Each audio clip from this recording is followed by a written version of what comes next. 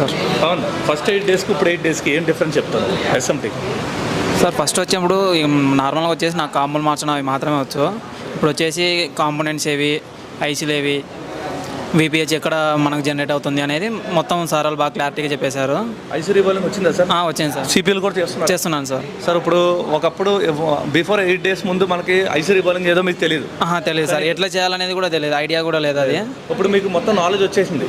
వచ్చింది. బ్లాక్ పెస్టెడ్ అంటే ఏంటి, ఓపెన్ ఐసీ అంటే ఏంటి, అన్ని ఓపెన్ ఐసీ రీబాల్ ఎలా చేయాలి, సార్ యూనివర్సల్ స్టెన్సిల్ అంటే ఏంటి, సిపియు స్టెన్సిల్ అంటే ఏంటి, అన్నీ చెప్పేశారు సార్ వాళ్ళు.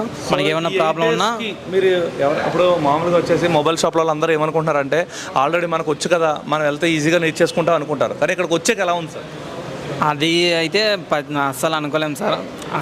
మనకు ఇక్కడికి రానంత వరకు మొత్తం వచ్చేసాది అనేట్టే ఉంటుంది, కానీ ఇక్కడికి వచ్చాక తెలుస్తుంది మనకు. దానిలో ఒక 20-30% మాత్రమే తెలుసు అని, ఇక్కడికి వచ్చాక మాత్రం చాలా డిఫరెన్స్.